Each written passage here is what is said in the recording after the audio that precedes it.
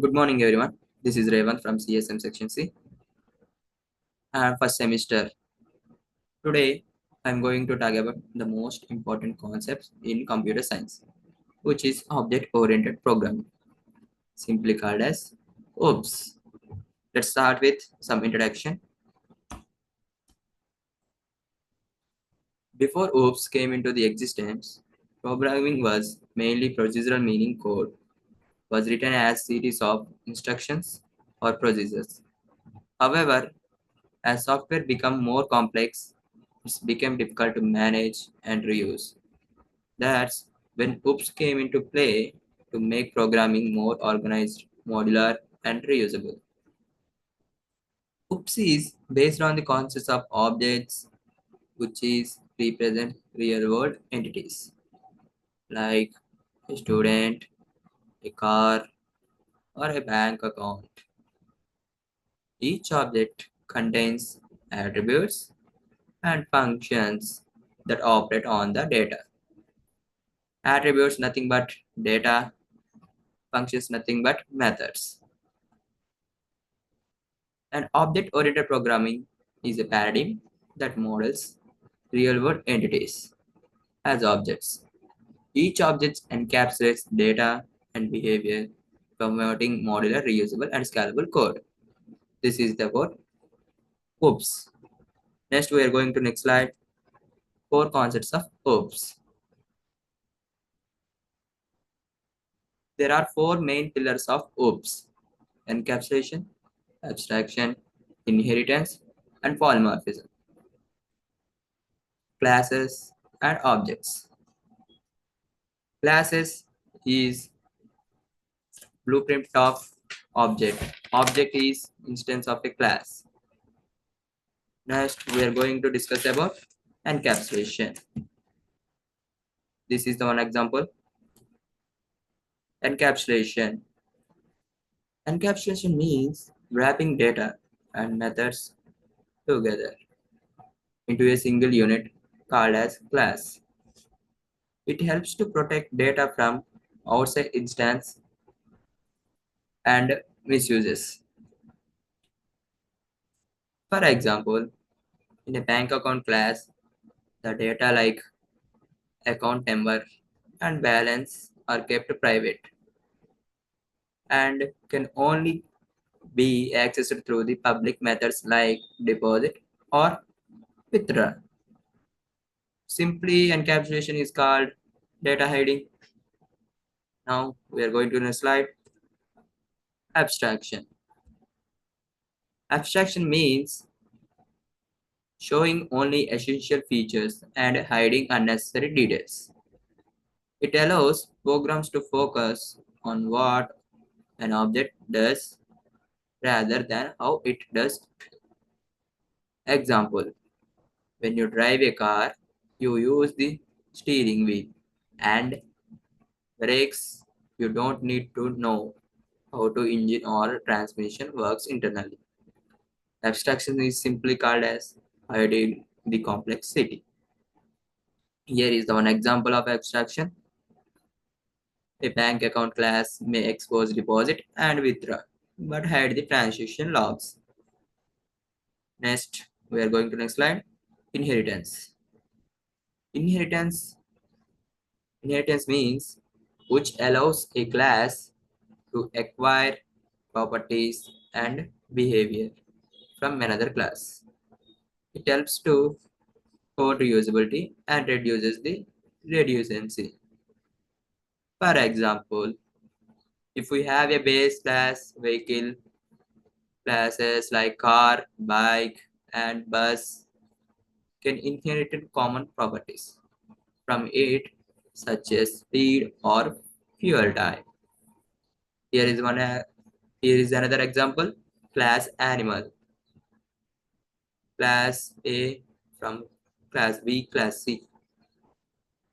Next, inheritance is simply called as reusability and hierarchy. Next, polymorphism.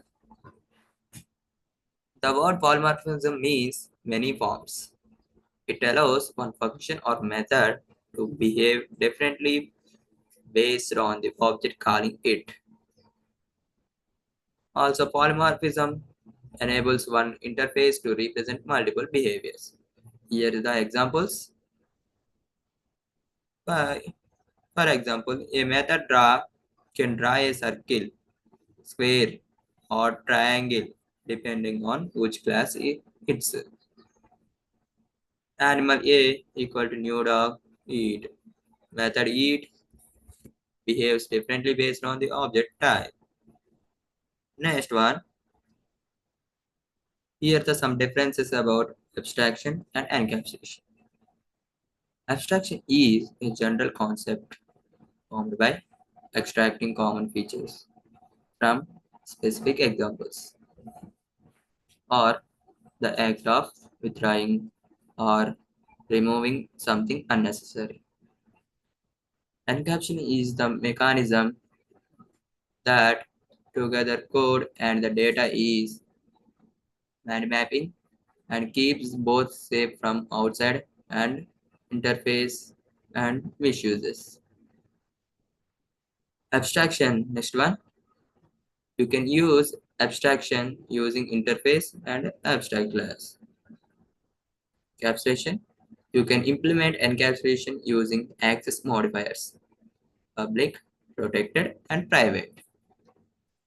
Abstraction solves the problem in design level, and encapsulation solves the problem in implementation level. For simplicity, abstraction means hiding implementation using abstract class and interface. For simplicity, encapsulation means hiding data using getters and setters. Next one, I can I want to share with some important points about polymorphism.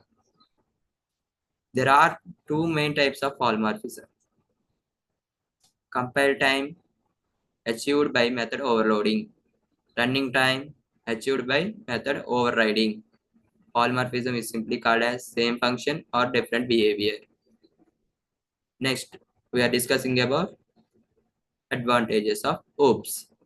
Before we are discussing about this, we are discussing about classes and objects. A class is blueprint or template that defines how objects are created. An object is an instance of a class. Class advantage. Now we are discussing about advantages of OOPS.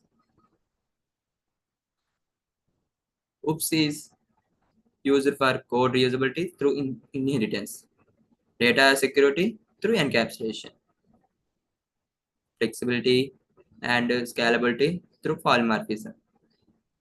Easy maintenance. Changes in one class don't affect others.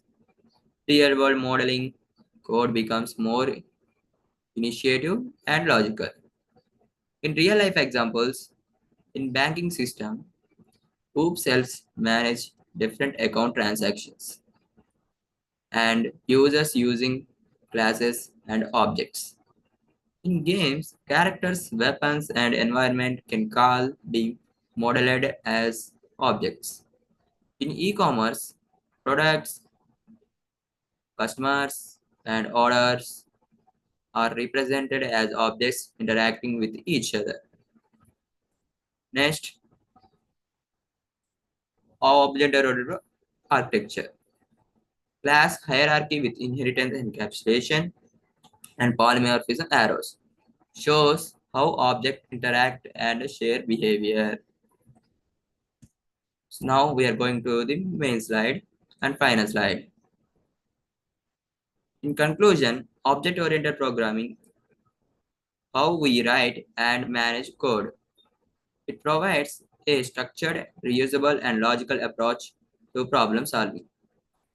Understanding groups is not only makes programming easier, but also helps in mastering modern languages like Java, Python, C++, and C Hash, all of which are OOPS based. And I am share some more important points with you is that encapsulation hides data, abstraction hides complexity, inheritance promotes reuse, and polymorphism enables flexibility. Together, they make hoops as a powerful paradigm for building efficient, maintainable, and scalable software system. So, friends, this is our topic.